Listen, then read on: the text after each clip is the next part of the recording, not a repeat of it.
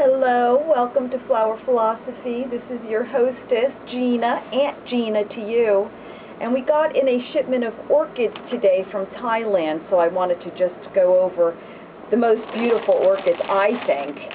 I just have to get them in. They're so unique and so different. And I started getting them in a couple of years ago. A lot of customers do like them. I've had a couple of people say that they don't like them. But this is the blue dyed orchid. This is a dendrobian orchid. It's actually cherry pink, but they dye it blue on the farm level. I've tried dyeing flowers. It's really not that easy. They have to drink the dye and not streak. That's a little bit challenging. I don't really know how they dye the orchids. However, one day I would like to go and check it out. So what I'm going to do with this beautiful bunch of very fresh dendrobian orchids that came off of the plane probably, today is Tuesday, it probably came off of the plane Thursday, Friday, I'm guessing. It could have been Monday. I don't know when they get their shipments in. Not positive, but I do know it's a little chilled, so that means it was in a cooler. Then it has to clear customs in Miami, which is very difficult sometimes. I've been down there and waited for flowers to clear customs, and then they go ahead and package mine up and send it off to me. So we've got these, and I'm going to soak them. I'm going to take the whole bunch and just let it sit in water. See, they do come with the water tubes on each stem. See the water tubes? They're little teeny water tubes. I've tried saving these. I've tried reusing them. It's not easy. But they're, I try and recycle everything. So these are going to go in water. They're going to soak. And then sometimes when I'm designing with these, the dendrobians are looking down, and I'll take curling ribbon. And that's a lot of extra work, but the detail looks really, really nice when you tie up the bud of the dendrobian so the flower looks directly at you and doesn't look down at you. That's a lot of care, a lot of extra work. Then we got in a box here, right here. Okay, I'm going to open up this box. But this show, can you see that I'm stressed out a little bit today? Can you tell that I'm hurting and I'm a little bit in pain? Actually, I'm a bit in pain because breaking up is hard to do. When we become close to someone, chemicals keep us attached a lot of times. Those chemicals, called love, are very powerful. I deal with lovesick people all the time. I could tell you stories of men who have sent their women flowers every single day. I mean, the money some of these men have spent on flowers is so unbelievable to me, but I understand it because love is so incredibly powerful, and we really have to be responsible with who we create chemicals with, because things could happen like this. One partner says, hey, I'm not into it anymore, and one partner goes by the wayside and dies every single day. And we have, for example, me, I have responsibilities. I have people that need me. I have family members that rely on me. I have people I need to make sure receive their payroll. Well, how can you do that? How can you concentrate when you're lovesick because of your partner not doing the right thing or walking away or saying, okay, adios, it's not working for me? Well, that's a really hard thing to deal with, and it gives me a lot more appreciation for my customers when I have to experience their pain, and that's pretty much what I'm doing. So I'm trying to look good and trying to stay healthy, but I did take my 8 vitamins today. Usually I take about 20.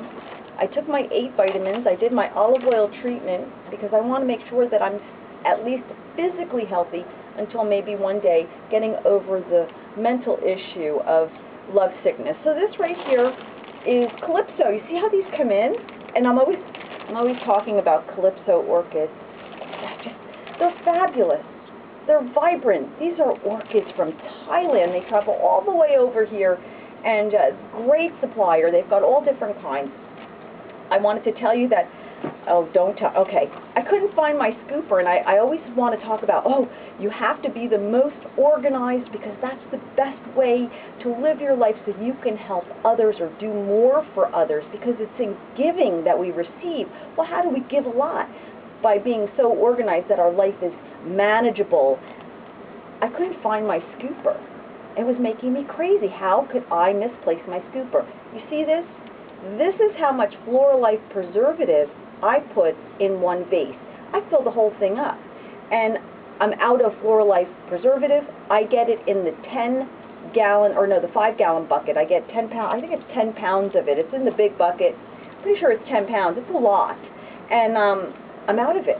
Well, the bucket is $70 and I need a minimum for a purchase, so I'm real careful. So I'm using packets. And that's what you should be using too with your flowers. So I couldn't figure out where my scooper was. Oh my gosh, but where would the likely place of it be? And it was in with the packets, of course. And it made me feel good that, okay, I had talked about this for, and I wanted to show you the hydrangea. I talked about this for 1 second, that I put rose petals in these little pouches. After you get your flower bouquet, those petals are precious and valuable because you can take your petals, you can put them in a little pouch, you can put them in a bowl. So it's at times like this that I really practice smiling and, you know, trying to fake my body into believing that I'm happy when I'm suffering, you know, because breaking up is hard to do. And we should be mindful of that. I mean, people go off the deep end and do just treacherous things. I mean, you could watch that show, ID or something, and, you know, you could see people like me who don't take such severe action, but it's hard, and I'm here for you because I deal with love sickness a lot, and I'm now a victim of it.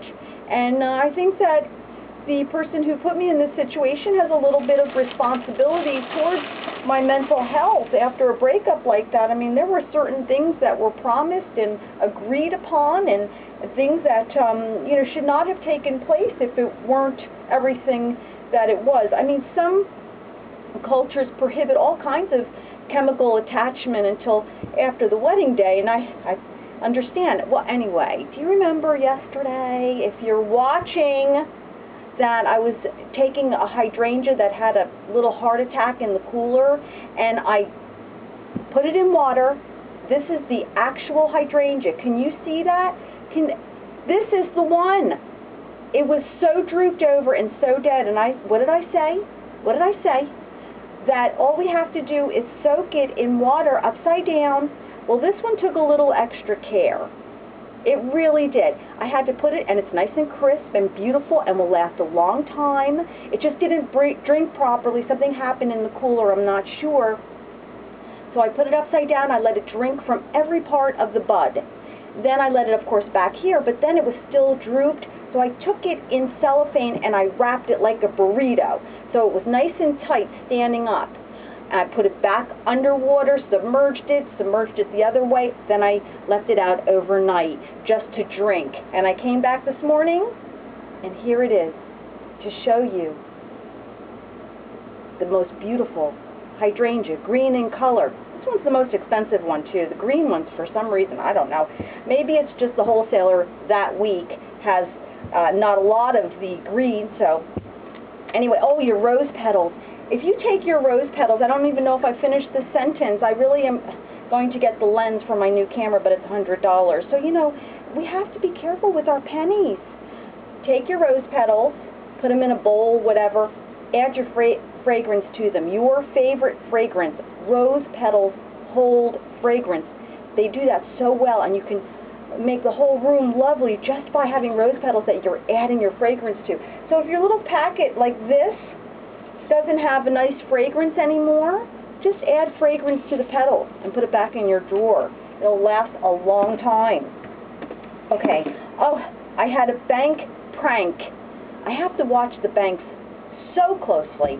And one of their pranks recently is going ahead and getting you to not have statements come in. You know, oh, it's online now. You pressed a certain button. This is what they're telling me on the phone when I called them up. I said, I'm missing statements, and I need to stay organized, and now they're not coming in the mail. Why is that?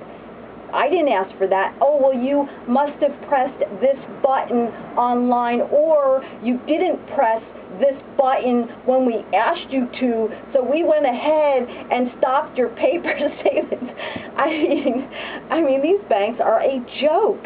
They are ruining the economy on a global level because of their amazing greed. Who needs $1 trillion? Who needs $1 billion?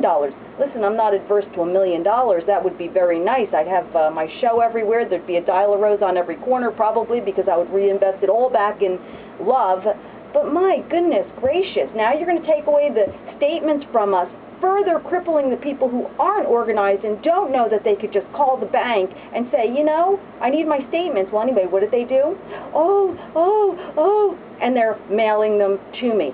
2 banks did that, my merchant processor and Wells Fargo. And I went ahead and I called the merchant processor, and 2 days later, the statements came. The bank, we got it all arranged, you're getting them. Then the bank manager calls me up. Oh, well, I have this question to ask, and I'm a long distance on another call. Am I getting crazy? Yeah, I'm getting crazy. Who's crazier? The bank's charging $35 per overdraft fee and crippling the moms with little babies. They can't even buy milk and can't even get them a good education. Or am I getting crazy because I'm lovesick because of some guy who promised me the world and walks away because it got a little difficult? Oh, my goodness. I think I feel better. You know, love is a chemical. We need to be careful with each other. We need to care about each other enough not to mess us all up. I've got a life to lead. I have people who depend upon me. A lot of people. And I wanted to give more love. I wanted to give more love. So after that show that I did on Saturday, Sunday, I'm saying I worked like a horse.